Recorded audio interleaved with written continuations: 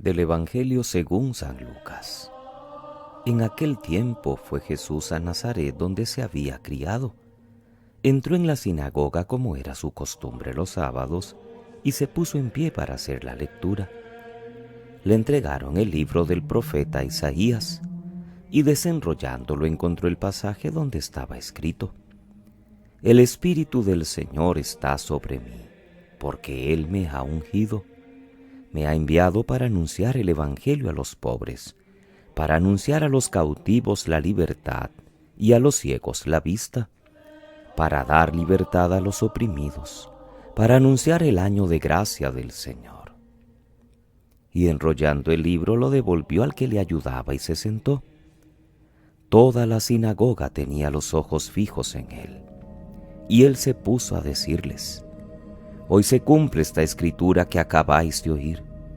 Y todos le expresaban su aprobación y se admiraban de las palabras de gracia que salían de sus labios. Y decían: ¿No es este el hijo de José? Y Jesús les dijo: Sin duda que me recitaréis aquel refrán: Médico, cúrate a ti mismo, y haz también aquí en tu tierra lo que hemos oído que has hecho en Cafarnaúm. Y añadió: Os aseguro que ningún profeta es bien mirado en su tierra.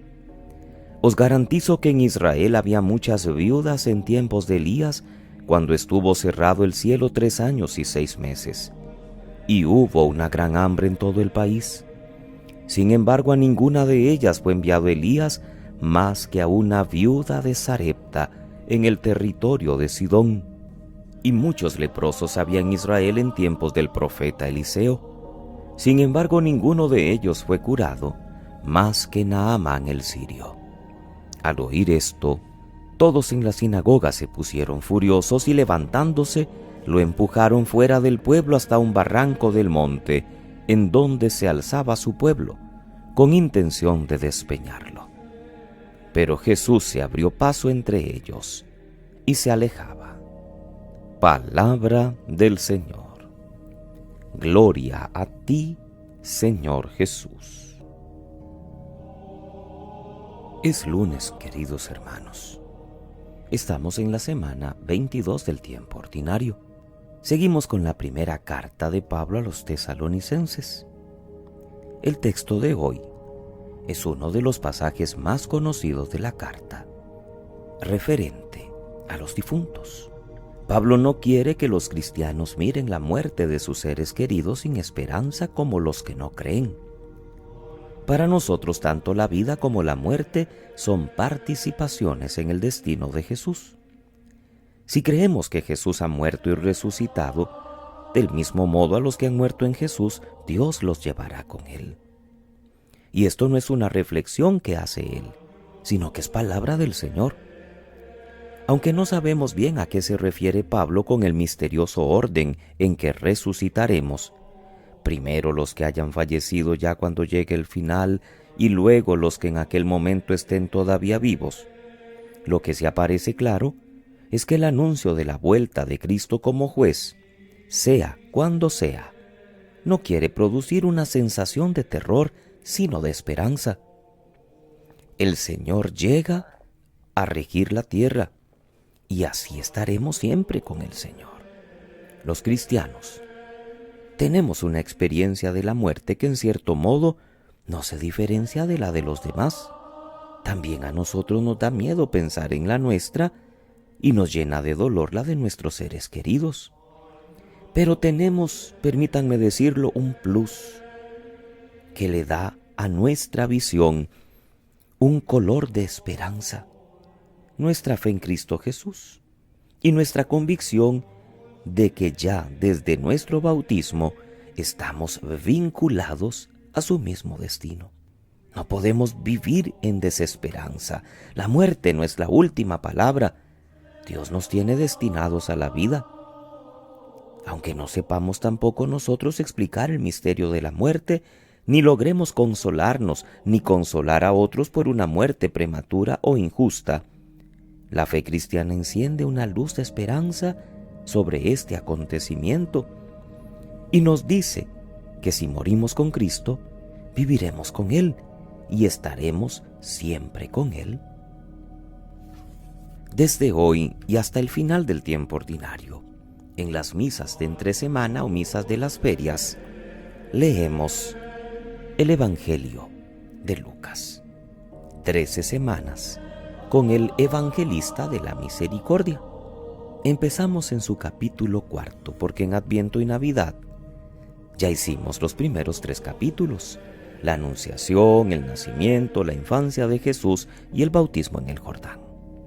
Y empezamos con una escena significativa, programática si se quiere, que se puede decir da sentido a todo el ministerio mesiánico de Jesús. Y esto es la primera predicación en la sinagoga de su pueblo en Nazaret. Una escena bien narrada, con una serie de detalles significativos. Primero, Jesús acostumbra a ir todos los sábados a la sinagoga. La invitación para que lea de pie al profeta, pues las lecturas de la ley las hacían los rabinos. Las de los profetas las podían hacer también los laicos, como Jesús, una vez que hubiese cumplido ya los 30 años. El pasaje de Isaías lo recuerda Lucas porque es como el programa mesiánico de Jesús. El Espíritu del Señor está sobre mí. Y el comentario es del mismo Jesús, ya ahora sentado, con unas primeras palabras que son como la definición de lo que es una homilía. Hoy se cumple esta escritura que acabáis de oír. Luego tenemos las reacciones de admiración por un lado, aprobación y luego el rechazo de aquellos que no comprenden quién es Jesús. Algunos dicen que es el hijo de José y Jesús se queja de la falta de fe de su pueblo, mientras en otros pueblos ha encontrado acogida en su propia tierra, es cuestionado. Jesús aparece desde la primera página como el enviado de Dios, como el ungido lleno del Espíritu, y aparece también como el que anuncia la salvación a los pobres, a los cautivos, a los ciegos, a los oprimidos. Lucas va a ser para nosotros un buen maestro para que sepamos presentar a Jesús también en el mundo de hoy, como el Salvador de los más pobres. Me ha ungido y me ha enviado para dar la buena nueva a los pobres. Jesús de verdad es el año de gracia que Dios ha preparado para la humanidad.